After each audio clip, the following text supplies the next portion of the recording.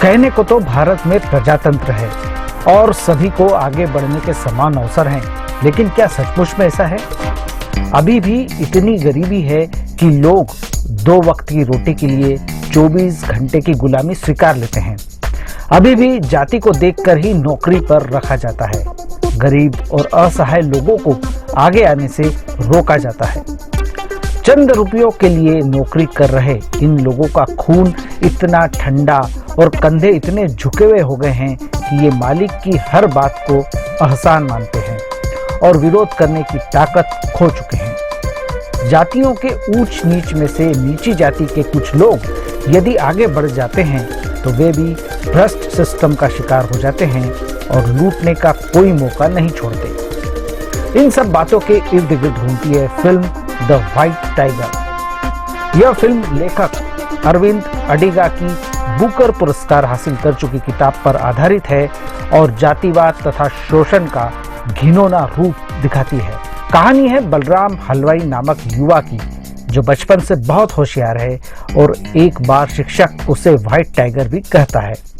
गरीबी के कारण पढ़ाई उसे अधूरी छोड़ना पड़ती है, लेकिन वह अपनी आगे बढ़ने की महत्वाकांक्षा नहीं छोड़ता।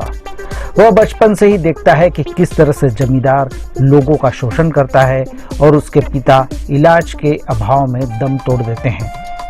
जमींदार के छोटे बेटे अशोक को जब बलराम देखता है तो उसे समझ आ जाता है कि यही वो शख्स है जिसके सहारे वह आगे बढ़ सकता है। अशोक का बलराम ड्राइवर बनकर दिल्ली आ जाता है। बलराम को समझ आ जाता है कि भारतीय समाज बड़ी तोंद वाले यानी कि अमीर और बिना तोंद वाले यानी गरीब में बटा हुआ है। वह गरीबी का दड़बा तोड़ना चाहता है और ऐसा कर पाता है या नहीं, इसके लिए फिल्म देखना जरूरी है। फिल्म में कई किरदार है जिनके सहारे कई बातों को रेखांकित किया गया है। बलराम का केवल मालिक ही नहीं, उसका परिवार भी शोषण करता है। बलराम की जाति की एक महिला नेता बन जाती है तो वह भी भ्रष्टाचार करती है। बलराम को समझ आ जाता है कि गरीबी के दड़बे को तोड़ने के लिए हो सकता है कि उसे अपराध भी करना पड़े। भारत की बड़ी आबादी आज ड्राइवर, चपरासी जैसे कई काम कर रही है जो छोटे समझे जाते हैं और उनका जम कर शोषण होता है। उन्हें बलराम की कहानी अपनी ही लगेगी। करोड़ों के फ्लैट में रहने वालों के ड्राइवर बिल्डिंग की सतह में अंधेरी और बदबूदार जगह पर रहकर आदेश की प्रतीक्षा करते रहते हैं।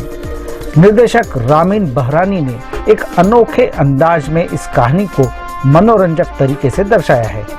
अपने मुख्य कैरेक्टर बलराम के मन में क्या चल रहा है ये वो दिखाने में सफल रहे हैं। हालांकि वॉइस ओवर बहुत ज़्यादा है और कई बार परेशान भी करता है कि जब दिखाने का माध्यम आपके पास है तो वॉइस ओवर की इतनी ज़रूरत क्यों। रामीन का बहुत सारा काम सिनेमाटोग्राफर पाओलो कार्नेरा ने आसान कर दिया है। जो निर्देशक और लेखक कहना चाहते हैं वह पाओलो ने अपनी सिनेमाटोग्राफी से कहा है। फिल्म को कमाल का शूट किया गया है। फिल्म के मुख्य किरदार बलराम को जिस तरह से आदर्श गौरव ने पेश किया है वो लाजवाब है। बलराम और आदर्श को अलग करना मुश्किल है। बलराम की मासूमियत, झटपटाहट, महत्वाकांक्षा और गुस्से को आदर्श ने अपने अभिनय से व्यक्त किया है। राजकुमार राव, प्रियंका चोपड़ा, महेश मांजरेकर, स्वरूप संपत सहित सारे कलाकारों का अभिनय शानदार रहा है। एक भारत में 2 देश बसते हैं, यह बात कहने में फिल्म सफल रही है। इस फिल्म को मैं 5 में से 3.5 स्टार देता हूँ।